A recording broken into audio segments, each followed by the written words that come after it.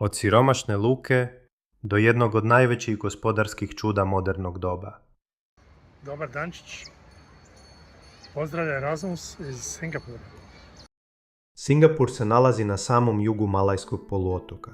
Prostire se na svega oko 735 četvornih kilometara, tek nešto više od površine grada Zagreba. Unatoč tome, ovdje živi gotovo 6 milijuna stanovnika, pa je riječ o jednoj od najgušće naseljenih država na svijetu. Službeni jezici su engleski, kineski, malajski i tamilski, a plaća se singapurskim dolarom. Kontrola putovnica na aerodromu prošla je vrlo brzo. Putovnicu sam jednostavno skenirao na automatskom prolazu i za svega nekoliko minuta već sam bio izvan terminala. Između terminala voze besplatni autobusi, pa je snalaženje vrlo jednostavno. Do centra grada krenuo sam redovnim gradskim autobusom. Vožnja traje oko sat vremena, a karta stoji oko 1,5 eura. Ako plaćate gotovinom, potrebno je imati točan iznos jer se kusur ne vraća. Danas je još jednostavnije koristiti običnu bankovnu karticu koja vrijedi i u autobusima i u metrou. Već nakon nekoliko minuta bilo mi je jasno da je sve odlično organizirano. Nema nepotrebnog čekanja, javni prijevoz funkcionira besprijekorno, a prvi dojam o Singapuru bio je upravo onakav kakav će ostati tijekom cijelog boravka. Uredan, učinkovit i vrlo dobro organiziran. Većinu stanovništva Singapura čine Kinezi, kojih je oko 3/4. Slijede Malajci, Indijci i brojne manje zajednice koje su tijekom desetljeća doselile iz raznih dijelova svijeta. Zbog toga Singapur ima čak 4 službena jezika.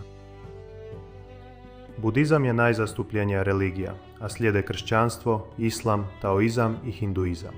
Tu raznolikost najbolje ćete primijetiti na ulicama grada, gdje se budistički hram, hinduistički hram i džamija nalaze gotovo jedan pokraj drugoga. Jedna od najpoznatijih atrakcija Singapura su Gardens by the Bay, futuristički park izgrađen na zemlji dobivenoj nasipavanjem mora. Najviše pozornosti privlače golema umjetna stabla, visoka između 25 i 50 metara. Ja sam kupio ulaznicu za viseću šetnicu koja povezuje dva stabla. Danas ona stoji oko 9 eura, a pogled na gradske nebodere, hotel Marina Bay Sands i cijeli zaljev zaista je impresivan. Ulaz u park je besplatan, dok se pojedine atrakcije dodatno naplaćuju. Teško je povjerovati, ali današnji Marina Bay prije nekoliko desetljeća uopće nije postojao. Veći dio ovog područja nastao je nasipavanjem mora, čime je Singapur dobio prostor za izgradnju nove financijske četvrti. U njezinu središtu nalazi se hotel Marina Bay Sands. 3 nebodera povezana su golemom platformom koja izdaleka izgleda poput broda. Zanimljivo je da arhitekt nije želio napraviti brod, nego je inspiraciju pronašao u špilu karata. Samo nekoliko minuta hoda dalje nalazi se Merlion, biće s glavom lava i tijelom ribe. Riblji dio podsjeća na ribarsko selo iz kojeg je nastao današnji Singapur, dok glava lava simbolizira naziv Lavlji grad. Zanimljivo je da Merlion nije drevni spomenik. Osmišljen je tek 1964. godine, a zbog izgradnje novog mosta kasnije je premješten na mjesto na kojem se nalazi i danas. Singapur danas ima najveći nominalni BDP po stanovniku u jugoistočnoj Aziji i jedan je od najvažnijih financijskih centara svijeta. Iako nema naftu, plin ni velika nalazišta ruda, uspio je izgraditi jedno od najuspješnijih gospodarstava današnjice. Veliku ulogu u tome imaju međunarodna trgovina, financijske usluge, moderna tehnologija i jedna od najprometnijih luka na svijetu. Dok je Rotterdam najveća europska luka, kroz Singapur godišnje prođe gotovo 3 puta više kontejnera.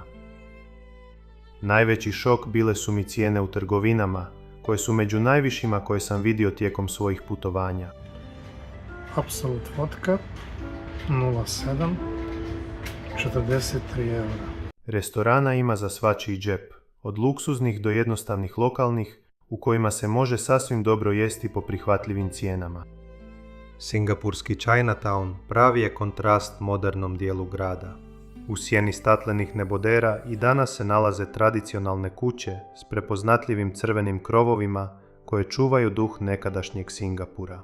Osim brojnih restorana i trgovina, ovdje se na vrlo malom prostoru mogu pronaći budistički i hinduistički hramovi, ali i džamija.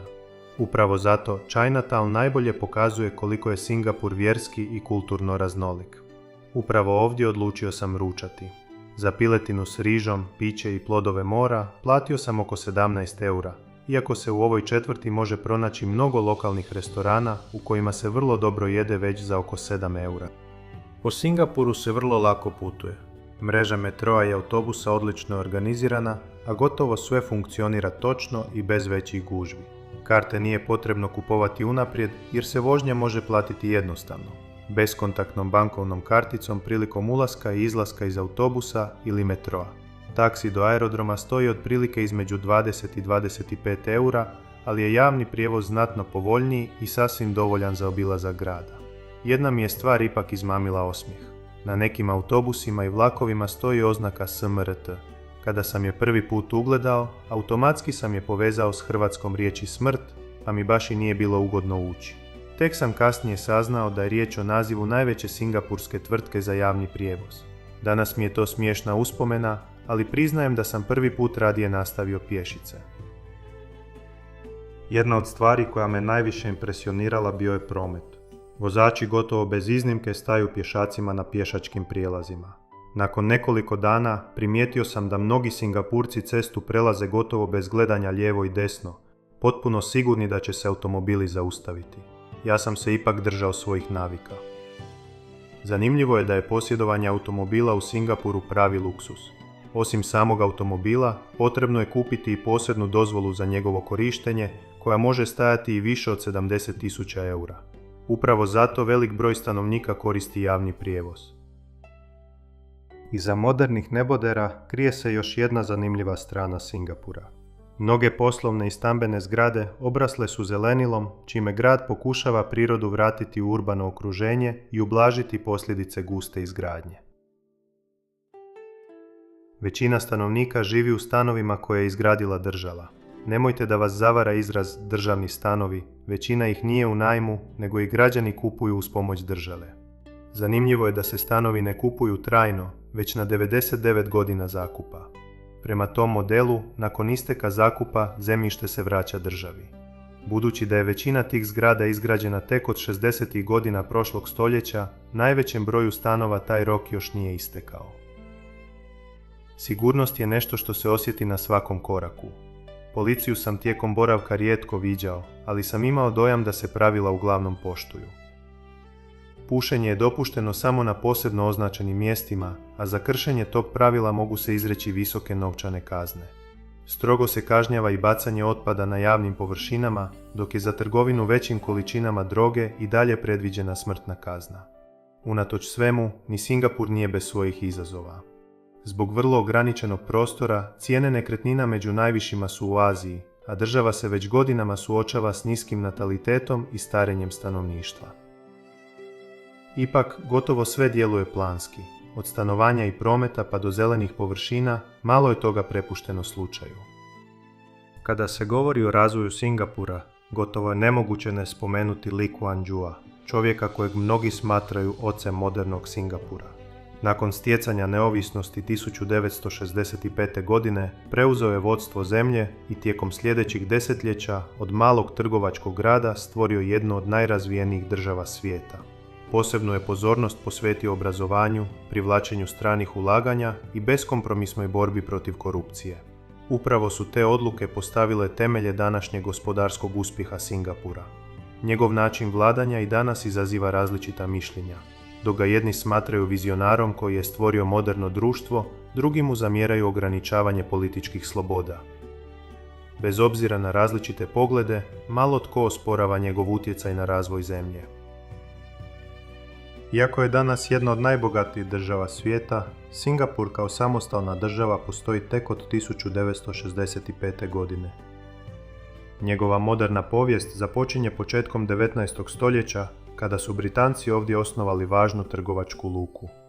Godine 1963. Singapur je ušao u sastav novoosnovane Malezije, ali je zbog političkih nesuglasica već 1965. godine iz nje izdvojen i postao neovisna država. U tom trenutku malo je tko vjerovao da će mala otočna država, bez prirodnih bogatstava, postati jedno od najvećih gospodarskih čuda modernog doba. Singapur ima jedan lokalitet na UNESCO-vom popisu svjetske baštine. To su Singapurski botanički vrtovi, osnovani još 1859. godine. Posebno su poznati po velikoj zbirci tropskih biljaka i jednoj od najbogatijih kolekcija orhideja na svijetu. Tijekom boravka nakratko sam ih obišao i uvjerio se zašto su postali dio svjetske baštine. U zemlji je prodaja žvakaćih guma strogo ograničena još od 1992. godine, ponajprije kako bi se očuvala čistoća javnih površina. Singapurska putovnica danas je među najjačima na svijetu i svojim građanima omogućuje putovanja u velik broj država bez vize. Singapur je ujedno i jedina država u jugoistočnoj Aziji koja je domaćin utrke Formule 1 koja se vozi noću, a spektakularna rasvjeta gradskog središta toj utrci daje poseban ugođaj. Muškarci u Singapuru imaju obvezni vojni rok koji traje oko 2 godine, a nakon toga još godinama ostaju u pričuvnom sastavu. Više od petine današnjeg Singapura nastalo je nasipavanjem mora, čime je država tijekom desetljeća znatno povećala svoju površinu. Na spomen Singapura većina će prvo pomisliti na Marina Bay Sands, Merliona ili jedan od najboljih aerodroma na svijetu. Za same Singapurce posebno mjesto zauzima i Lee Kuan Yew, čovjek koji je obilježio razvoj moderne države. Kada dođe vrijeme za odlazak iz Singapura, većina putnika svoje putovanje završala na aerodromu Changi, koji se već godinama ubraja među najbolje na svijetu. Osim trgovina i restorana, u njegovim se terminalima nalaze vrtovi, prostori za odmor te impresivan unutarnji vodopad visok čak 40 metara, koji je postao jedan od njegovih zaštitnih znakova. Jedna država više, jedna nepoznanica manje.